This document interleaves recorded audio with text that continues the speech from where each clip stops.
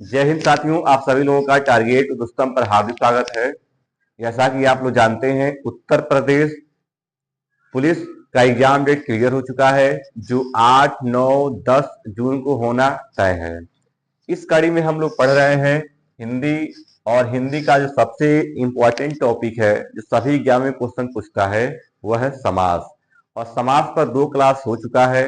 आज समास की तीसरी क्लास है। यदि आप 2 क्लास नहीं देखे होंगे तो आप उसको एक बार देख लीजिएगा, और बहुत ही ट्रिक के साथ बताए हैं, ताकि कैसे हम लोग एग्जाम हॉल में कैसे पहचान करेंगे कि कौन सा समास है या फिर उसका समास विग्रह क्या होता है। ठीक है, तो इस कड़ी में हम लोग समास पढ़ चुके हैं, और समास का 2 क्लास हो चुका है। और हम बताए थे कि समास यानी कि पद की प्रधानता के आधार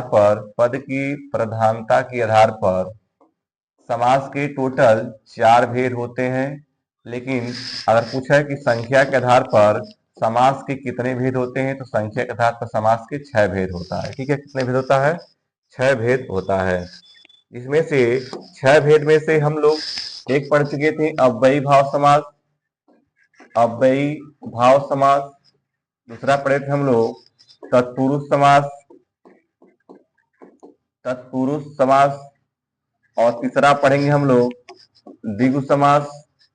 उसके बाद से पढ़ेंगे हम लोग द्वंद्व समास, और फिर पढ़ेंगे हम लोग कर्मधारय समास। और उसके बाद से पढ़ेंगे हम लोग छठे नंबर पर बहुव्रीहि समास। क्या पढ़ेंगे? बहुव्रीहि समास। ठीक है, तो अव्ययी भाव समास हम लोग पढ़ चुके हैं बहुत ही अच्छे तरीके से एग्जाम्पल के साथ, और बहुत सारे एग्जाम्पल कराए हैं। आप देखिएगा, कोई भी क्वेश्चन समास से पूछेगा तो इससे बाहर नहीं जाएगा। तत्पुरुष समास के जो 6 भेद होता है कारक के आधार पर, वो हमने पढ़ चुका है। आज हम लोग पढ़ेंगे तत्पुरुष समास के उपभेद के बारे में। ठीक है, तो आइए चलते हैं अपने टॉपिक पर।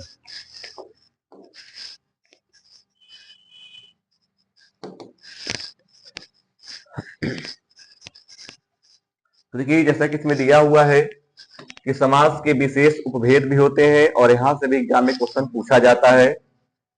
और आपको इतने एग्जाम्पल और इतने शानदार तरीके से बताएंगे कि यूपी एग्जाम कोई भी हो, यूपी में कोई भी एग्जाम हो, चाहे वह टेट हो, सीटेट हो, सुपर टेट हो, यूपी पुलिस हो, यूपीएसआई हो, यहाँ तक कि लेखपाल हो, अगर समाज से क्वेश्चन पूछेगा तो इससे बाहर नहीं जाएगा। ठीक है, आइए चलते हैं अपने क्वेश्चन पर। दिया है कि तत्पुरुष समास के उपभेद, और कहा है कि तत्पुरुष समास के कुछ प्रमुख उपभेद इस प्रकार हैं, जैसे होते हैं। एक होता है नन तत्पुरुष समास। क्या होता है? नन तत्पुरुष समास। और इसमें कहा है कि जिस समास का पहला भाग नकारात्मक हो, नेगेटिव होता है, उसे नन तत्पुरुष समास कहते हैं।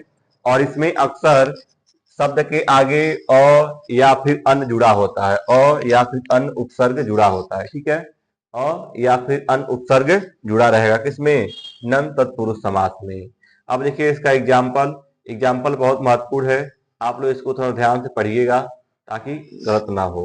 ठीक है, देखिए इसका एग्जाम्पल देखेंगे अगर आप, तो दिया है नास्तिक को तोड़ेंगे टूटेगा न आस्तिक। मतलब ऐसा व्यक्ति जो आस्तिक न हो, जिस पर विश्वास न रखता हो, उसे बोलते हैं हम लोग नास्तिक। तो यहाँ पर देखिए नास्तिक में नौ आ गया, नौ आस्तिक, तो ये नेगेटिविटी दिखा रहा है, नकारात्मक भाव दिखा रहा है, इसलिए ये दंत तत्पुरुष समास होगा। अनादि को तोड़ेंगे, नौ आदमी आएगा, अनपढ़ में आएगा। अनपढ़ का मतलब होता है जो पढ़ा लिखा न हो, यानी न पढ़ा लिखा हुआ, इसमें भी आ गया नकारात्मक भाव, इसलिए नन तत्पुरुष समास होगा। अन्याय में जहां पर न्याय नहीं होता उसे क्या बोलते हैं? अन्याय बोलते हैं, तो न न्याय। अब कृतम क्या होता है? न कृतम। अनुदार का मतलब होता है न उदार, और असफल का मतलब होता है जो सफल न हो, उसे बोलते हैं असफल। तो यहाँ पे देखिए नकारात्मक भाव आ रहा है, इसलिए इन सब में कौन समास होगा? नन तत्पुरुष समास। अधर्म का मतलब क्या होता है? न धर्म, जहाँ कोई धर्म न हो उसे बोलते हैं अधर्म। ठीक, अमर का देखेंगे तो जो मरे नहीं, जो अमर हो, न मरे हो, उसे बोलते हैं अमर। नौ आ गया, ये भी आएगा नन तत्पुरुष समास में। और संभव में भी नौ संभव होता है। अनाथ का देखेंगे तो नौ नाथ, जिसका कोई नाथ न हो। और सत्य का मतलब होता है जो सत्य न हो।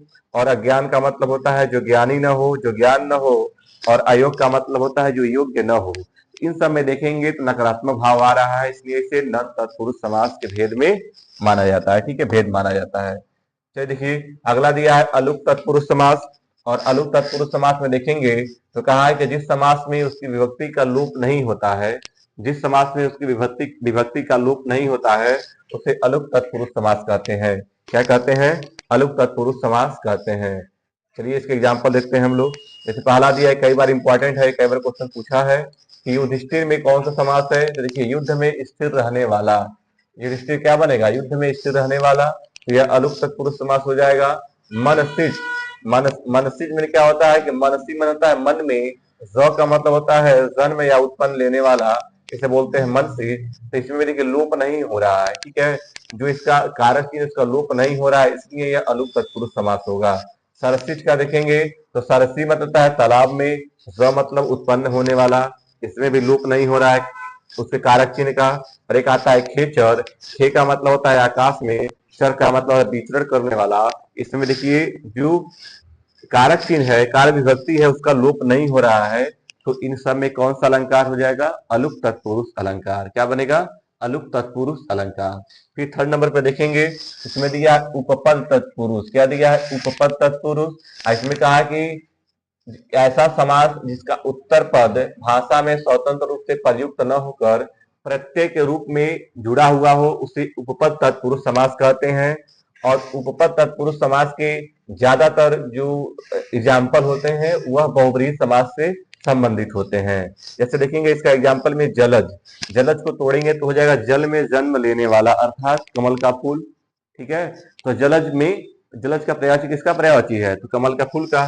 तो जल को तोड़ेंगे, इसमें देखिए लिखिएगा जल और प्लस ज, ज का मतलब होता है जल में जन्म लेने वाला। तो इसमें देखिए ज जो है प्रत्येक रूप में काम कर रहा है। जलद में तोड़ेंगे तो जल को प्रदान करने वाला, जलद बन जाएगा। नभचर में तोड़ेंगे तो नभ प्लस चर बन जाएगा। और बटमार को तोड़ेंगे तो बट प्लस मार बन जाएगा। और स्वर्णकार को तोड़ेंगे स्वर्ण प्लस कार बन जाएगा। और चर्मकार को देखेंगे तो चर्म धन कार। तो देखिए चर्म प्लस कार, कार क्या बन गया? प्रत्यय। तो जब प्रत्यय लगा रहता है तो आ जाता है किसमें? उपपद तत्पुरुष समास में। और यदि आप शास्त्रज्ञ में, तो शास्त्र को जानने वाला क्या बोलते हैं? शास्त्रज्ञ बोलते हैं। शास्त्र को जानने वाले क्या बोलते हैं? शास्त्रज्ञ बोलते हैं, ठीक है। तो देखिए